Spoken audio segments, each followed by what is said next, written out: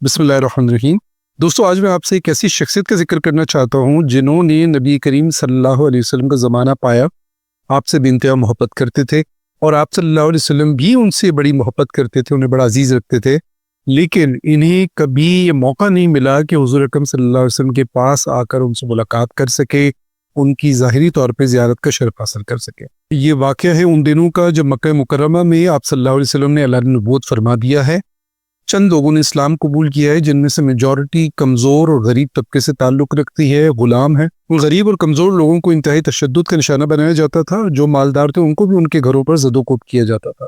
ایسے میں آپ صلی اللہ علیہ وسلم نے مناسب سمجھا کہ وہ اپنے صحابہ کرام کو حکم دیں کہ وہ حبشہ کی طرف ہجرت کر جائیں۔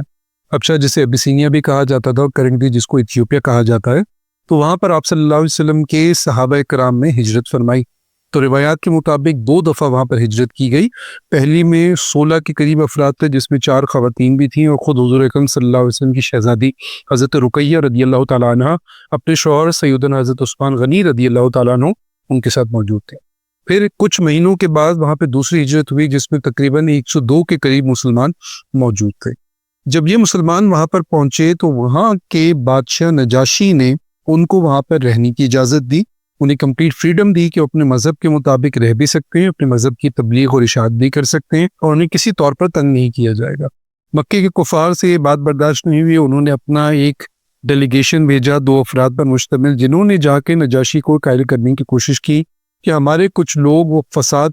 کرنے کے لیے آپ کے ملک میں آ گئے ہیں، وہ آپ کے دین کو بھی برا بھلا کہتے ہیں، تو آپ ان کو یہاں سے نکال کر ہمارے حوالے کر دیں۔ نجاشی نے کوئی فیصلہ لینے سے پہلے مسلمانوں کو بلایا۔ حضرت جعفر رضی اللہ تعالیٰ عنہ، جو کہ آپ صلی اللہ علیہ وسلم کے چچا زاد کزن بھی ہیں، انہوں نے مسلمانوں کو وہاں پر ریپرزینٹ کیا اور انہوں نے نجاشی کے سامنے ایک بڑی زبردست تقریر کی، نجاشی کو اسلام کے بارے میں بتایا اور بتایا کہ ہم بت پرست تھے جو مردار بھی کھایا کرتے تھے،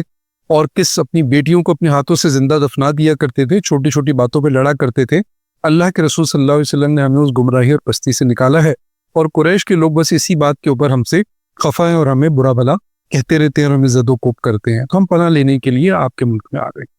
نجاشی نے ان سے کہا کہ قرآن سے کچھ پڑھ کر سنائیے۔ حضرت جعفر رضی اللہ تعالیٰ عنہ نے سورہ مریم کی آیات تلاوت فرمائی۔ نجاشی، جو کہ حبشہ کے بادشاہوں کا ٹائٹل ہوتا ہے اور انگلش میں سے نیکس کہتے ہیں، اس بادشاہ کا اصل نام اصحمہ تھا۔ نجاشی جو کہ کرسچن تھا، اس نے جب یہ آیات سنی، اس میں حضرت مریم علیہ السلام اور حضرت عیسیٰ علیہ السلام کا تعارف سنا، تو زار و قطار اس کی آنکھوں سے آنسو بہنے لگے، اور اس نے کہا کہ جو تم نے پڑھا وہ اور بائبل یعنی انجیل دونوں ایک ہی شمع کی 2 روشنیاں ہیں، اور اس نے مسلمانوں کو وہاں پہ مکمل طور پر آزادی کے ساتھ رہنے کی اجازت دی، اور قریش کے ڈیلیگیشنز کے تحائف بھی واپس کیے اور انہیں واپس بھجوا دیا۔ اس طریقے سے مسلمانوں نے ایک طویل عرصہ نجاشی کی حکومت میں وہاں پر گزارا۔ پھر بعد میں آپ صلی اللہ علیہ وسلم نے جب مختلف بادشاہوں کو خطوط لکھے تو نجاشی بادشاہ کو بھی خط لکھا اور اسے اسلام کی دعوت دی۔ جب رسول اللہ صلی اللہ علیہ وسلم کے سفیر آپ کا خط لے کر نجاشی کے دربار میں پہنچے، جیسے ہی نجاشی کو پتہ چلا کہ یہ آپ صلی اللہ علیہ وسلم کا خط مبارک ہے،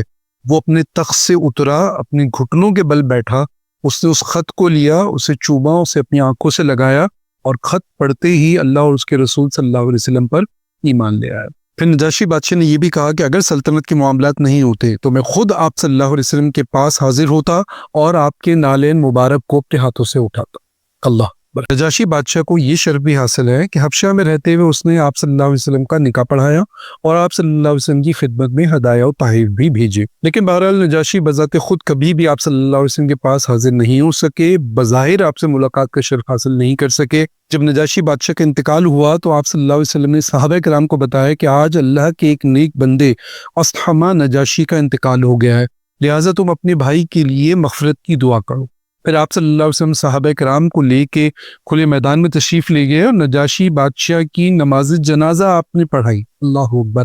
نجاشی بادشاہ جس کا انتقال کئی 100 کلومیٹر دور حبشہ کے شہر میں ہوا ہے،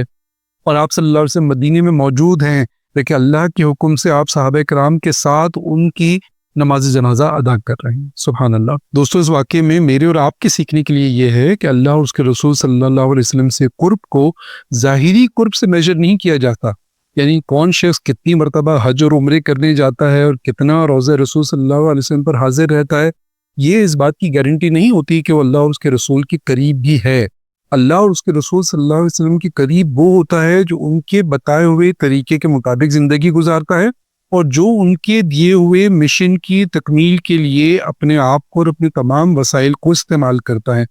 نجاشی بادشاہ وہ کبھی حضور کی بارگاہ میں حاضر نہیں ہو سکے، آپ صلی اللہ علیہ وسلم پہ ایمان لے کر آئے، لیکن انہوں نے حضور کی امت کی خدمت کی تھی۔ جب مکہ مکرمہ میں صحابہ کرام کے لیے رہنا دشوار ہو گیا تھا، ان کو مارا پیٹا جاتا تھا، حضرت بلال رضی اللہ عنہ کے کپڑے اتار کے تپتی دوپہر میں ان کو زمین پہ لٹا کے ان کو کوڑے مارے جاتے تھے، اور کہا جاتا تھا کہو کہ اللہ ایک نہیں ہے، وہ کہتے تھے احد احد۔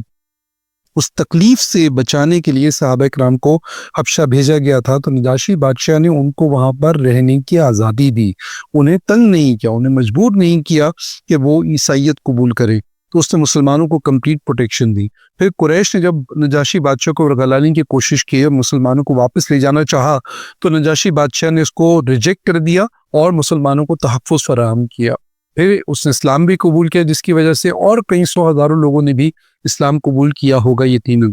تو اس خدمت کا بدلہ نجاشی بادشاہ کو یہ ملا کہ آپ صلی اللہ علیہ وسلم اس کی نماز جنازہ ادا کر رہے ہیں۔ تو یاد رکھیے گا، جب بھی ہم دین کے لیے کوئی کام کرتے ہیں، آپ صلی اللہ علیہ وسلم کی امت کی خدمت کرتے ہیں، کسی بھی طور پہ آپ کے دین کی اشاعت کی کوشش کرتے ہیں، آپ صلی اللہ علیہ وسلم کو اللہ نے جو مشن دیا ہے کہ دین اسلام کو دنیا کے کونے کونے تک پہنچانا ہے، دین کو ہر صورت میں غالب کرنا ہے، اس مشن کے لیے جب بھی کوئی شخص کنٹریبیوٹ کرتا ہے تو وہ چیز نظر انداز نہیں ہوتی، وہ اللہ اس کی رسول کی بارگاہ میں لکھی جاتی ہے اور اس کا اپروپریٹ ریوارڈ دنیا میں بھی دیا جاتا ہے اور آخرت میں بھی۔ تو کوئی بعید نہیں کہ آپ دین کی خدمت کریں، جب آپ کا انتقال ہو تو آپ حضور اکرم صلی اللہ علیہ وسلم کا دیدار کر رہے ہوں، جب آپ کی نماز جنازہ پڑھائی جا رہی ہو تو حضور اکرم صلی اللہ علیہ وسلم وہاں بھی موجود ہوں، جب آپ کو قبر میں اتارا جا رہا ہو تو حضور اکرم صلی اللہ علیہ وسلم خود اپنی دست مبارک سے آپ کو قبر میں اتار رہے ہوں، اور جب قبر میں سوالات پوچھے جا رہے ہوں تو آپ صلی اللہ علیہ وسلم خود آپ کو ان سوالوں کے جوابات سکھا رہے ہوں۔ اللہ تعالیٰ ہمیں اپنے اور اپنے حبیب صلی اللہ علیہ وسلم کی سچی محبت اور دین کے مشن کی تکمیل کے لیے کوشش کرنے کی توفیق عطا فرمائے۔